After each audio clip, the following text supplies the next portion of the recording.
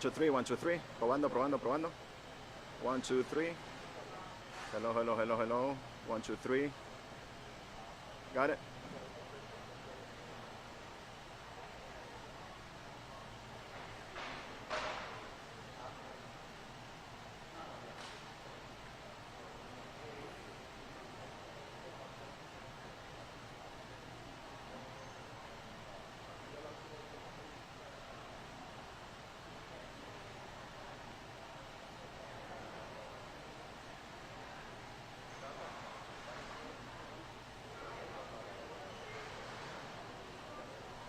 One, two, three, 1, 2, 3.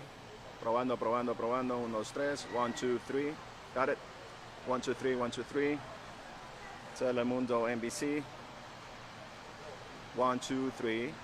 Probando, probando. Got it.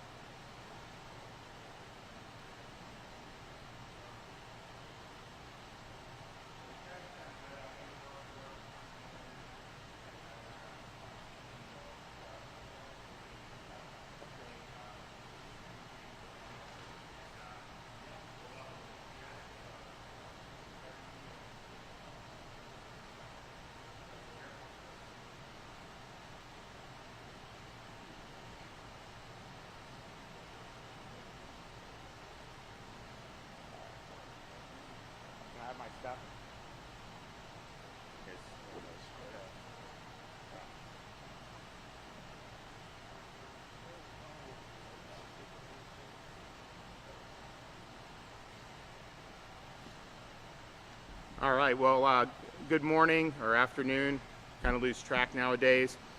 This is an important part of the state's response to the COVID-19 virus.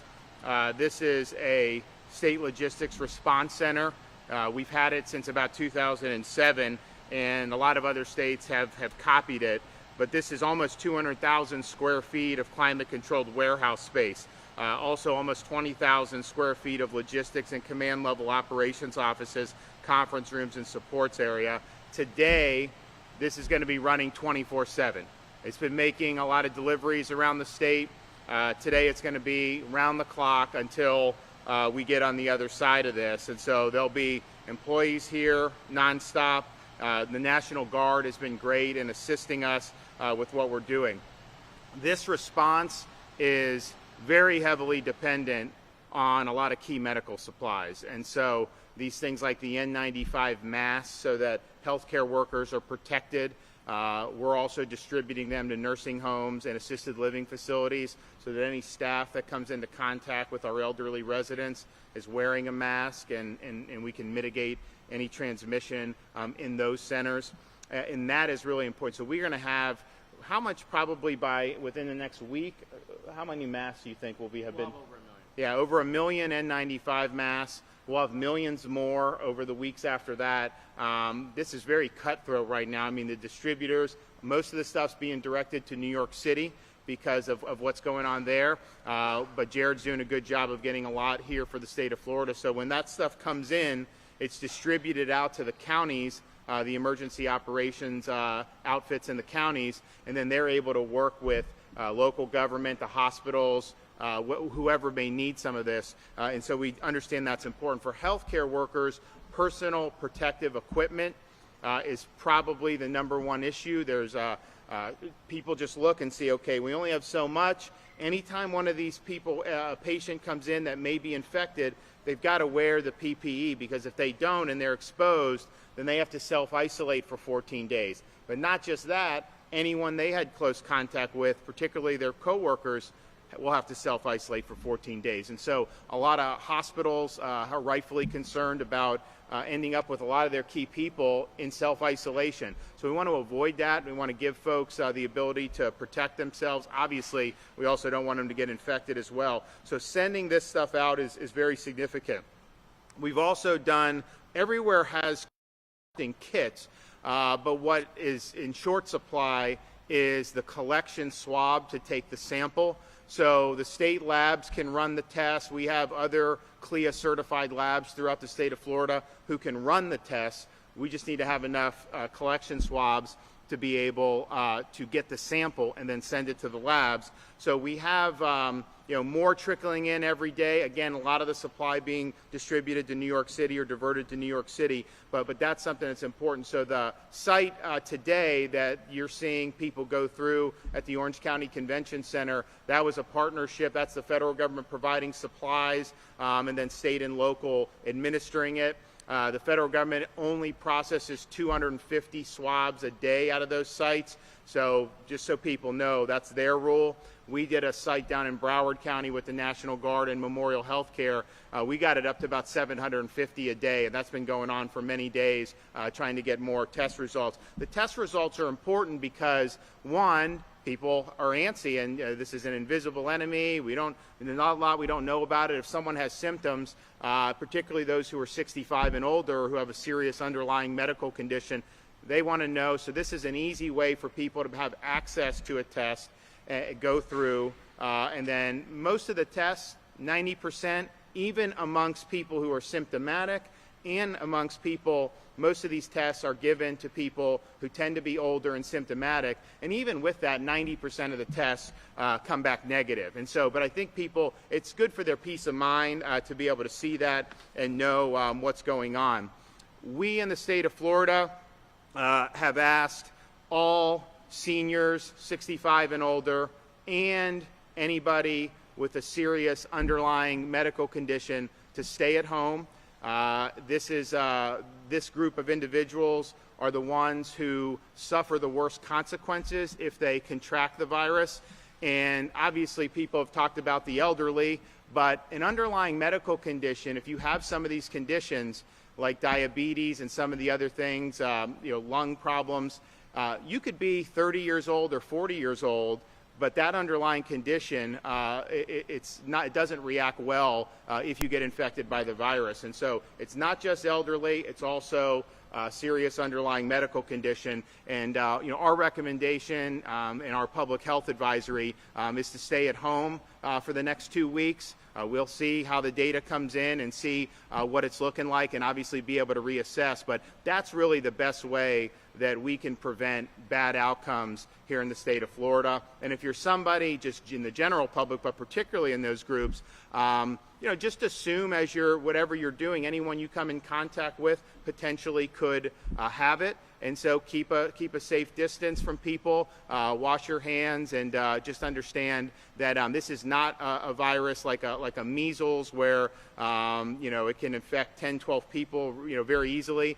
This is one that really, if you're in close contact, that's when you're more vulnerable to it. And so avoid crowds, avoid close contact with people who may end up, and assume some people may have the virus. We've also done all the Cdc mitigation measures statewide. Those are pretty sweeping mitigation measures, and we did that as part of the president's 10-day or 15 days to stop the spread. And then different communities have done additional mitigation measures. South Florida is basically down to essential businesses. Everyone else is staying at home. I know here in Central Florida they've done something similar, and we've supported working with the local communities to apply an approach that makes sense for there. We have other parts of the state where you still have just sporadic cases, and we still do the containment measures, and we still do other mitigations, but that approach will be different. And I'll also say, in terms of the challenges that we're facing right now, I think people realize that the epicenters of this thing has shifted. First it was Wuhan, China, then it went to Italy, and now the epicenter worldwide really is New York City. And so we're really rooting for New York to get through it. We hope that they're able to keep people in good health. Obviously they have a lot of cases.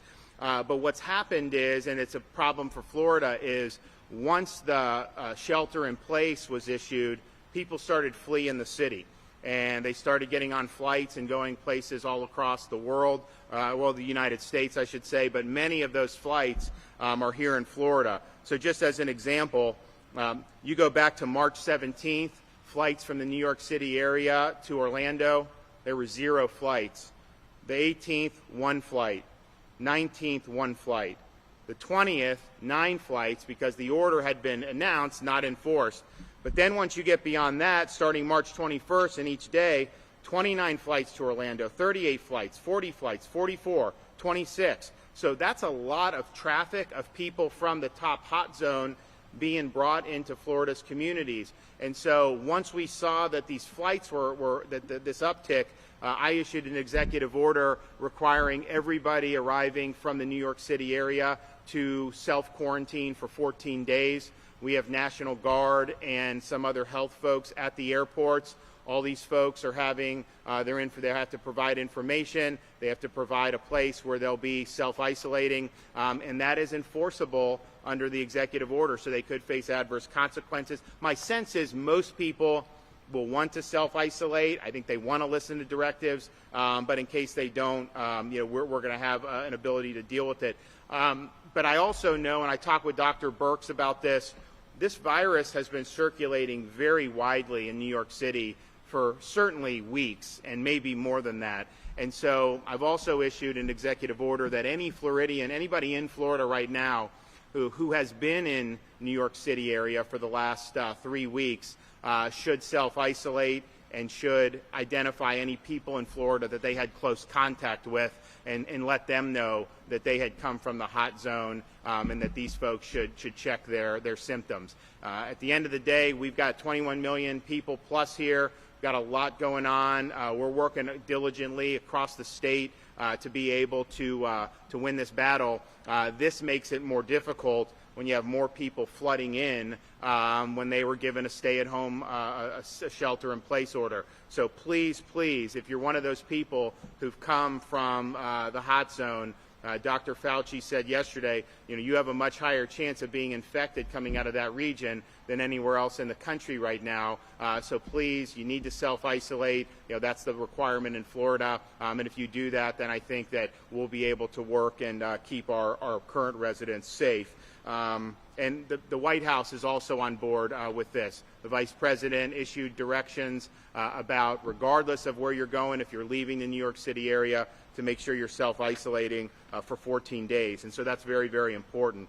So we have this Orange County Center here that you'll have. People, I was visited earlier, people are going through. GARD did a great job. We also have some of the folks that DEM has procured in terms of nurses and medical technicians who are working on a contract basis. Some of these people are from other parts of Florida, some of them from other states, and they're here to be able to help us with the needs here going forward. We also have testing site at Hard Rock Stadium in Miami-Dade County. As soon as we get enough collection swabs, we're probably going to open one up at the Marlins ballpark down in Miami-Dade. Duval County has a test site at the Jacksonville Jaguar Stadium. It's run very well. And then Broward Memorial testing site in conjunction with the Florida National Guard in my office. We opened that last week, and it's been doing about 700 to 750 swabs a day. So that's very, very important for folks down in Broward who we've seen community spread there, but then now we also have people flying in, and we think that that's going to exacerbate it. And so it's really important to be able to identify the people, have them isolate, and try to blunt the spread of this thing. And then finally, we have a test site at the Villages here in Central Florida, and it's in conjunction with UF Health. UF Health is doing a great thing. They are doing typical clinical swabs for people that may have symptoms, but they're also doing a research project. So it's going to be more random testing to try to figure out how widely dispersed this virus may be. Nobody really knows whether people can acquire the virus and really not even know it and then pass it on to other people. So how many people out there who get it are just without symptoms and never even think about it? And then if that's true that they can do that, are they contagious in that point? So they're going to be looking at all those, and they're going to try to get a handle on how widespread would this be in a place like the Villages. Now they're doing all the social distancing, the restaurants are closed, everything, but that was a very active community, and so it'll be interesting to see. But that helps us inform on some of the policy in terms of what we're doing here. So we continue to work hard on all this. I think right now, if you look at the total number of cases, you have a strong number, maybe not a majority, but certainly close in Southeast Florida, in the 3 Southeast Florida counties, Broward, Miami-Dade, and Palm Beach. And that's something that we're looking at very closely, particularly now if new people are coming in who may be seeding additional infections in those areas in other parts of Florida. And with that, I'm going to let Jared Moskowitz give an update on some of the other logistical efforts that are being undertaken by the state of Florida. But the message is, I think, just continue, everyone just working hard and staying safe. If you're 65 or older, if you have a serious underlying medical condition, staying at home is what the state of Florida is recommending for you. And if you do that and you limit close contact with people, you're going to have a really, really good chance of coming out of this thing all right. And for everybody else who's out there in the fight, particularly our healthcare workers, our first responders, I thank you for working very hard. I can tell you in Tallahassee, everyone's been working 7 days a week, no rest, and I know that's true in all these places throughout the state of Florida. So you have my gratitude for what you're doing. Jared? Governor, thank you. Thank you for coming to the SLRC, which has been the warehouse that we've run mostly hurricane missions out of. In fact, we've been retooling the warehouse now for the last several days, moving out hurricane supplies so that we can make more room, obviously, for healthcare and health supplies, as this obviously is a new mission. Governor, it's because of your direction and your leadership with the division that early investments made early on in your term allowed us to expand our logistical operations by expanding our team, B, investing in employees, but also the fact that we were able to get a logistics chief and award a logistics contract so that we could have vendors in the EOC making sure that Florida is a priority. And you're seeing that's why we were able to make orders of these products over 3.5 weeks ago, and those products, those commodities are coming in on a rolling basis. And so we are starting to really turn the tide, get around the corner on getting this PPE in, get it out and rolling. We have over 5,000 mission requests, and those are being filled on an ongoing basis in conjunction with our partners at Florida Health, making sure obviously that we're serving the most critical needs first in hospitals and nursing homes and ALFs and first responders, obviously that are running down to a last couple days of PPE. So we've ordered 7.8 million N95 masks. We've asked the federal government for 2 million from the Strategic National Stockpile, and thankfully the federal government has pushed a good deal of product from the SNS here to help fill gaps until our vendors could start getting things in from manufacturing plants around the country and out of the country, quite frankly. We're flying stuff in from all over the place. So you're talking gowns and gloves and booties and Tyvek suits. You're talking about the 2,000 ventilators we've ordered, the 5,000 ventilators we've asked for the federal government.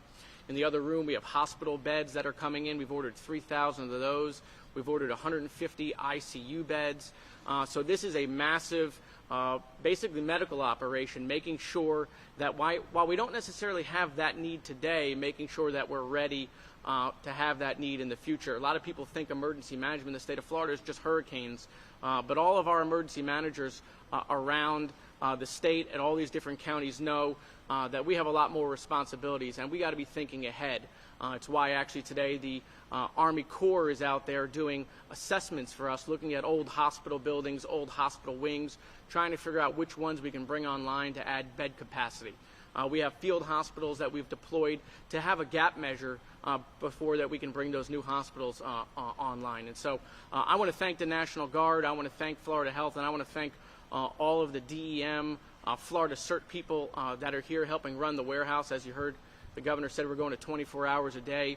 We actually had to get 50 18-wheelers and load them up with all the hurricane supplies to get it out of the warehouse, and those are being kept in another location so that we can increase space here. So we really appreciate all of their efforts.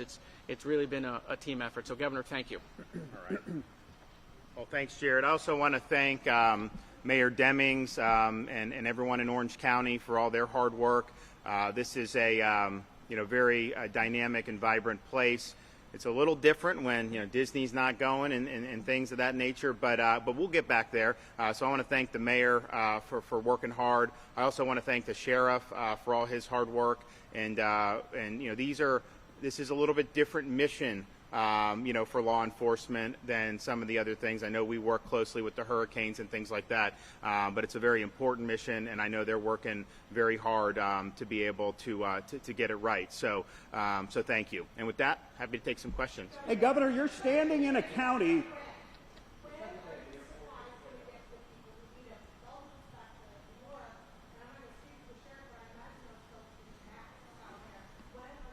Well, so with the masks, I think the priority with the mask are the healthcare workers and then the nursing homes and ALFs. I think it's good if law enforcement is able to do it, but not every sheriff's deputy will need it. Depends on the mission. So as soon as Jared puts them out to the various counties. I think we do look to see kind of population and kind of try to figure out what the need would be in terms of different capacities to do. But yeah, it's a very, very urgent priority. And when we started this, Jared, he ordered all this stuff. We started getting stuff in, and then the crunch happened. You've never seen a stronger crunch on wanting medical supplies in American history. I mean, this was it. And obviously you had some places that were flaring up, like Washington State and later New York City. So we've had to compete with that. But as we get these masks, and we'll be getting many million over the next hopefully week or two. Certainly within the next week we should have hundreds of thousands more. Their directive is to get it out, get it to those emergency operators so that they are able to work with their communities to use it. Governor, you're Yes, standing in a county where a stay-at-home order is about to go into effect. A member of your own cabinet calling for a statewide stay-at-home order. What would you say to the Floridians who are seeing this patchwork quilt across the state and seeing the mixed messages and what they should take away from it? It's not a mixed message. Dr. Birx yesterday said what a thoughtful, data-driven approach Florida has had. Dr. Fauci said not every instrument is appropriate in every population in the country. And so we have a situation here where, we obviously have outbreak in Southeast Florida. So they've gone to a stay-at-home. I work with them on that. I mean, we issued some of the orders to harmonize Palm Beach and Broward counties, and then obviously the Central Florida counties work together. And I think that that's fine. But I also think there are certain parts of the state where you have more sporadic cases, and to order someone not to be able to earn a paycheck when them going to work is not going to have any effect on what we're doing with the virus, that is something that I think is inappropriate. I talked with the mayor of Jacksonville, and I said, look, I'm willing to work with you on whatever. If you want to work with your surrounding counties, if you want to go that route, let me know. And he just didn't think that it made sense given the circumstances. And so that's right. Understand, when you do some of these things, people respond different ways, and you got to think about what the second order effect is. Clearly, when New York did shelter in place, that caused thousands and thousands of people to flee. And so that's going to make it more difficult, I think, nationwide for us to be able to get a grip on this stuff. But, you look at California, they were ordered not to go to work. And so you look, they're out on, partying, they're at beaches and stuff. You probably are less dangerous just driving your car going to the office than being with crowds of hundreds of people. So you just got to think it through. But I've supported the local things, and it's a more surgical approach, but it also is mitigating any damage that would be done for blunt instruments being applied in places throughout the state where it wouldn't be appropriate. Governor, we spent the day at the airport yesterday.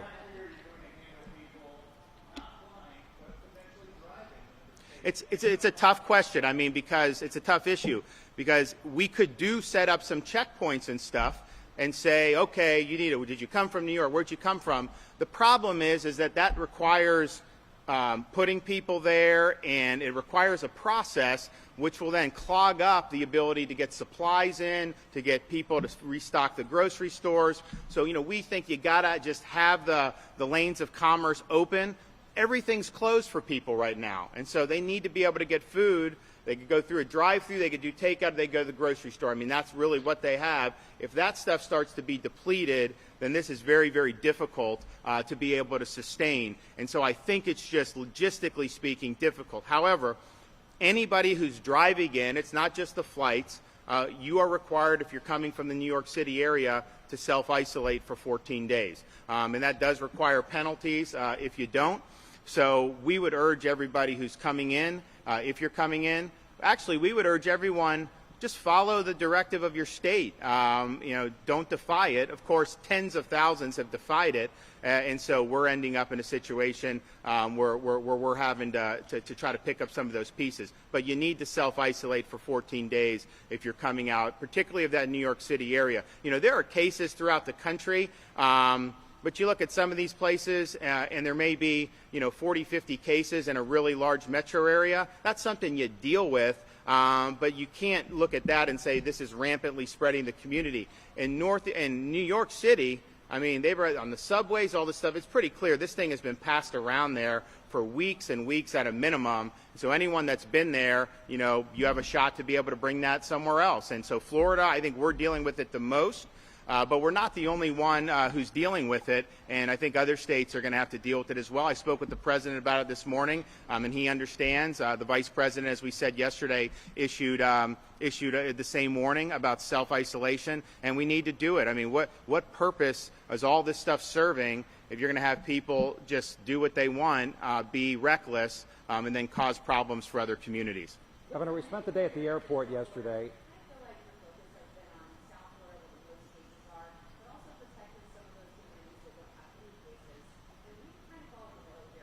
How so with help protecting communities that don't have any cases?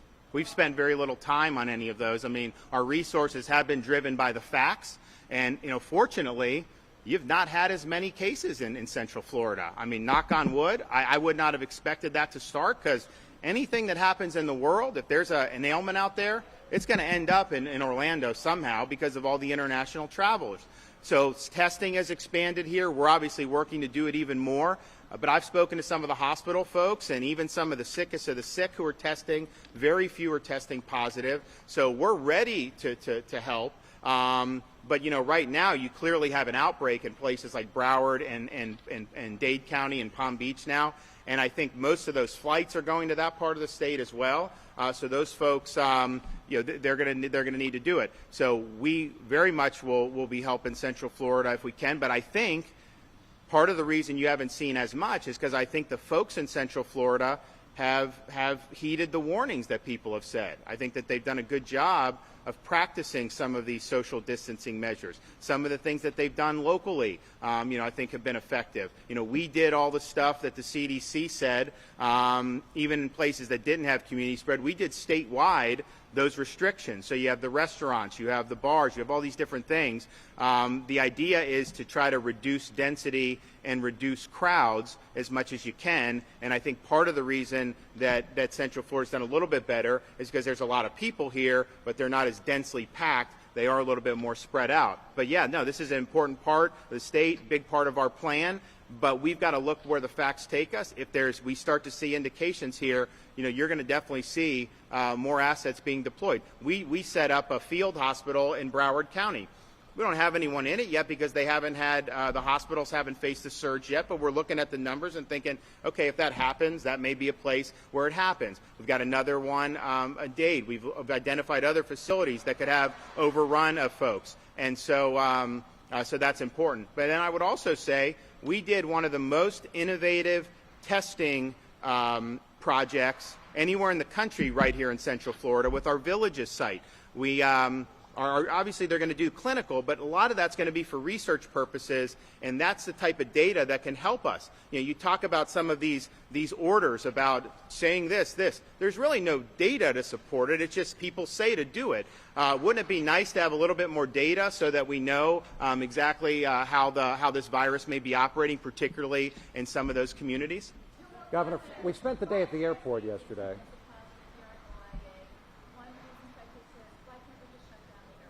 Well, that's a federal decision. I mean, I raised concerns about these New York flights about 2 weeks ago because you could see what would end up happening. As you might imagine, I think a lot of the airlines have been taking it, and I think they wanted to keep as many flights going as possible. And so I think that there was just a political back and forth there. But it does kind of make no sense. I mean, you know, you're telling people if you live in some random town somewhere that you must be imprisoned in your home. Don't leave your home. Don't do it. But yet people are riding the subway in New York City. People fly all over the place from some of the hot zones. I mean, really? How does that make any sense if we're trying to contain this thing? So some of these measures, I think, are more symbolic where people can say they're doing something. But when you let outlets like that, then that's not really solving the problem. And those flights, I think, have really been, and I'm not saying you can't have a flight anywhere in the country, but as soon as this happened in Wuhan, the flights from China were turned off. As soon as Italy began having the outbreak, they shut off the flights from Italy, and then all of Europe, when Europe started getting the outbreak. So we have an even bigger outbreak within our own country in the New York City area, and yet the flights have accelerated. So we can't do it in the state level, but what I did do is we did put in the screening. We're going to have people self-isolate. We have their information. We'll be following up to make sure they're doing that. But it's really, really important. It's also, the flight attendants, everyone who'd be on that plane. Remember, there was a guy that came from New York City to Palm Beach who tested positive, and he still got on the plane and then came down to Florida. And then he was saying he wasn't going to self-isolate, and then he finally said he would. But, sometimes it's just reckless behavior. When you have people doing that. And it's unfortunate because you have people who have now lost their jobs. You have businesses who may never be able to recover, family-owned businesses. The unemployment numbers in the state of Florida, we get 200, 500, 1,000 a day for most of the time up until this point. Now we're getting 15 to 20,000 unemployment claims a day. What's going to happen to those people? What's going to happen to them if they can't put food on the table, if they can't pay their rent, or they can't pay their bills or take care of their families? You're going to see not only economic consequences from that, you are going to see a lot of public health consequences from that. I'm worried about the mental health impact of what's happened. I'm worried about drug abuse based on some of the dislocations. I'm worried about suicides. I'm worried about domestic violence, and I'm worried about child abuse. In any situation like that, all that stuff goes up. This is maybe one of the most significant situations people have faced. And so if they're going to be put in with some of these policies, and yet the policies are ineffective because you have flights, people are on this or that, you know, I mean, I think it doesn't sit well with me, and I think it probably doesn't sit well with a lot of folks in America. Governor, it's not working at the airport, sir.